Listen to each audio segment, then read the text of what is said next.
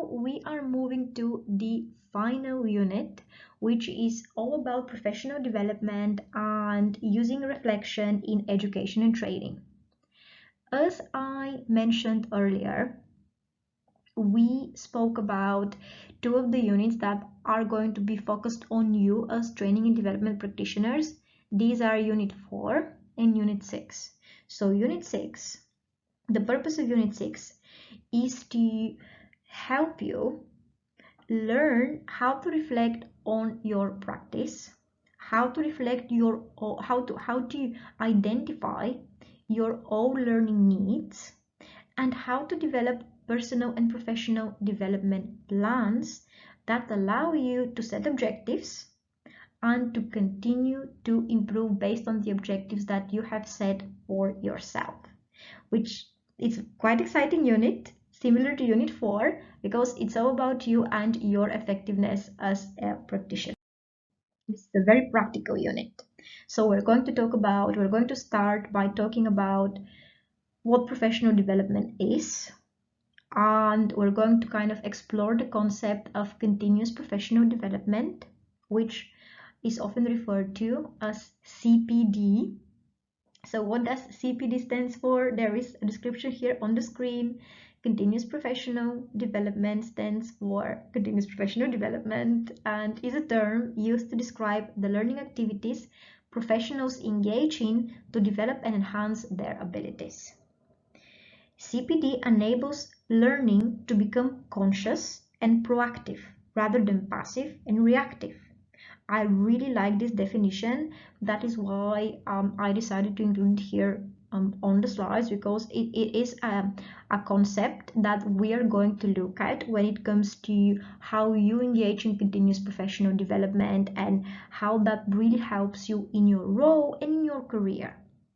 Because when you use the CPD tools that we are going to explore during Unit 6, then you are able to adopt this holistic approach to improving not only your performance, but also creating that development plan that will help you to continuously progress within your career as well.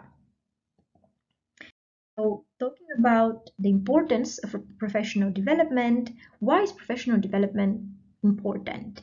I know this is quite, a question that doesn't really need an answer, because we all know why professional development is important, but we're still going to explore that during Unit 6, because very often what we find is that we can focus on getting the next job, we can focus on, progressing, but we sometimes don't spend enough time reflecting on our own areas of development, how we're feeling the knowledge gaps, within our own roles, and also how we are reflecting on why we're even taking those steps and why we're making these choices when it comes to our professional development.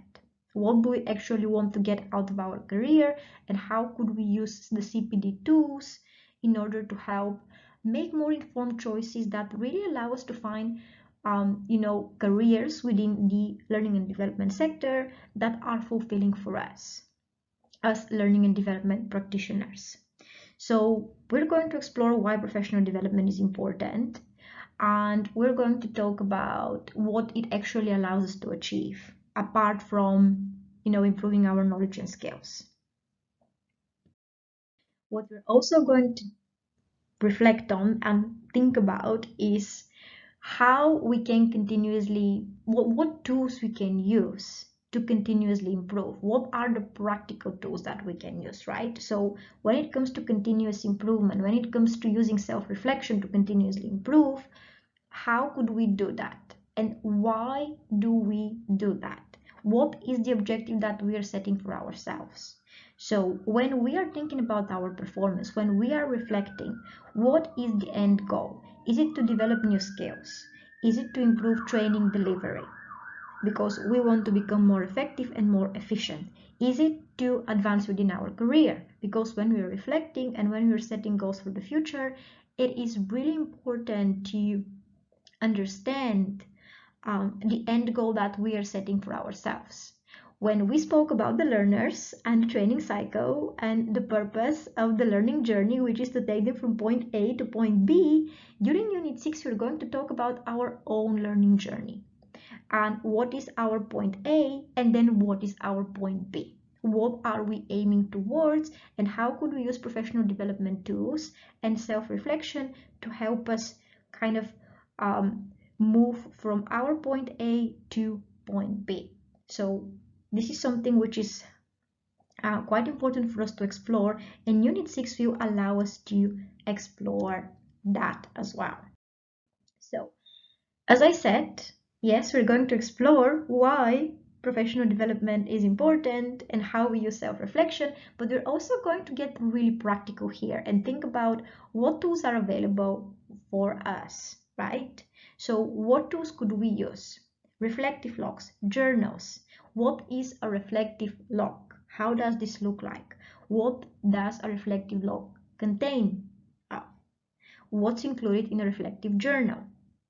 How could we get the help of a coach? How could we have perhaps coaching sessions within our organization? How can we monitor our own performance? And how could we record key milestones?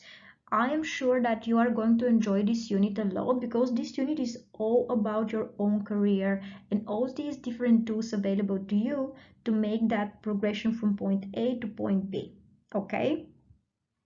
So we're going to look at all of these different methods of self-reflection that you can use, and you are going to leave this unit knowing exactly how to record your key milestones and how to design and develop plans for your own development that are allowing you to continue progressing on your path, whatever you have chosen that to be within the learning and development field.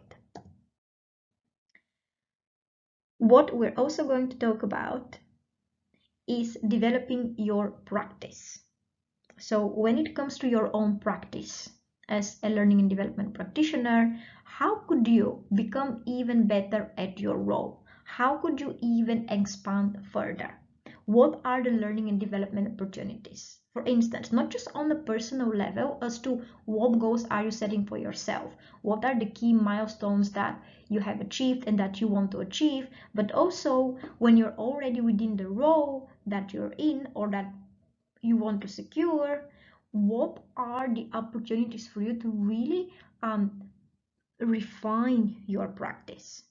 What are the options available? What seminars, what events, what qualifications? We're going to talk about the different events that you could attend here in the UK, and we're going to make it quite practical so that you know all the different options and opportunities that are available to you as a training and development practitioner so that you can continue to develop your practice, because this is an ongoing journey that knowing how to navigate that journey and knowing where to find those opportunities can really help you progress within your career continuously.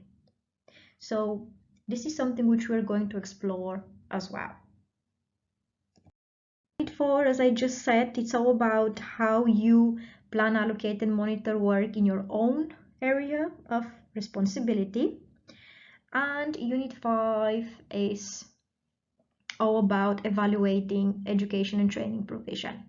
So all these units that you see on the screen have been selected in a way that allows you to really work holistically on your own development within the field of training and education, but also learning the key tools and the key models and tools that you will need so that once you get that job that you want to secure, you can really succeed and ensure that you are effective in your role.